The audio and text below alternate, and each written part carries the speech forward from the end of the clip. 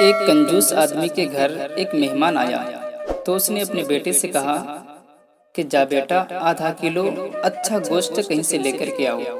بیٹا بازار گیا اور تھوڑی دیر کے بعد خالی ہاتھ گھر واپس لوٹا تو کنجوس باپ نے پوچھا کہ بیٹا گوشت لے کر کے نہیں آئے ہو، گوشت کہاں ہے؟ تو بیٹا بولا ابو جان میں کسائی کی دکان میں گیا اور اسے کہا کہ جو سب سے اچھا گوشت تمہارے پاس ہے وہ مجھے آدھا کلو دے دو۔ تو کسائی نے کہا کہ بیٹا تو فکر مت کر، میں تمہیں ایسا گوشت دوں گا جو کھانے میں بالکل مکھن کی طرح لگے گا۔ تو ابو جان میں نے سوچا کہ اگر ایسا ہی ہے تو کیوں نہ مکھن ہی خرید لوں۔ تو ابو جان میں نے کسائی سے گوشت لینے کا ارادہ بالکل چھوڑ دیا اور سیدھا مکھن کی دکان کے پاس گیا اور اس دکان والے سے کہا کہ تمہارے پاس جو سب سے زیادہ مکھن اچھا ہو وہ مجھے دے دے۔ تو اس دکان والے نے بھی یہی کہا کہ بیٹا تو فکر مت کر، میں تمہیں ایسا مکھن دوں گا جو کھانے میں بالکل شہد کی طرح لگے گا۔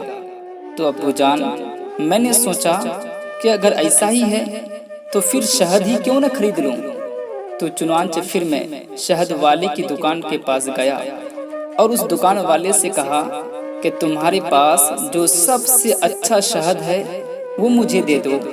تو شہد والے نے کہا ٹھیک ہے تو فکر مت کر، میں تمہیں ایسا شہد دوں گا جو بالکل صاف و شفاف ہوگا، جو دیکھنے میں بالکل پانی کی طرح تمہیں لگے گا۔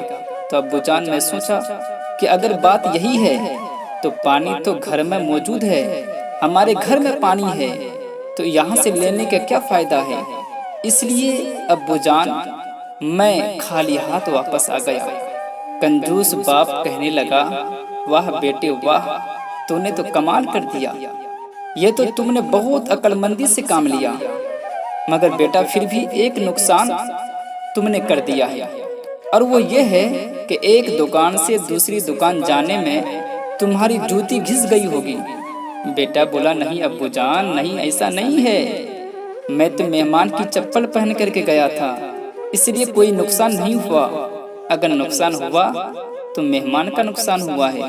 بیچارہ مہمان جو بڑی دیر سے کھانے کے انتظار میں بیٹھا ہوا تھا، جب اس کنجوس باپ اور بیٹی کی ان باتوں کو سنتا ہے، وہ مہمان بیچارہ فوراً اٹھتا ہے اور اپنا گھر چلا جاتا ہے۔ تو میرے دوستو، اگر آپ کے بھی گھر میں کوئی مہمان آتا ہے تو اس بیچارے کے ساتھ ایسا برا سلوک ہرگز نہ کرنا۔ میرے دوستو، اگر آپ کو میری باتیں، کہانیاں، واقعات اور نصیحتیں اچھی لگتی ہیں تو میرا یوٹیوب چینل سعید اختر نعیمی لکھ کر کے سبسکرائب ضرور کیجیے گا اور ساتھ میں گھنٹی بھی دبا دیجیے تاکہ میری آنے والی تمام کہانیاں، واقعات، نصیحتیں اور اچھی اچھی باتیں سب سے پہلے آپ تک پہنچے۔ اپنا تو سب خیال رکھتے ہیں دوستو، لیکن آپ ان کا بھی خیال رکھیے گا جن کا کوئی خیال نہیں رکھتا۔ اللہ پاک آپ سب کو اپنی حفاظت میں رکھے۔ اللہ حافظ، السلام علیکم۔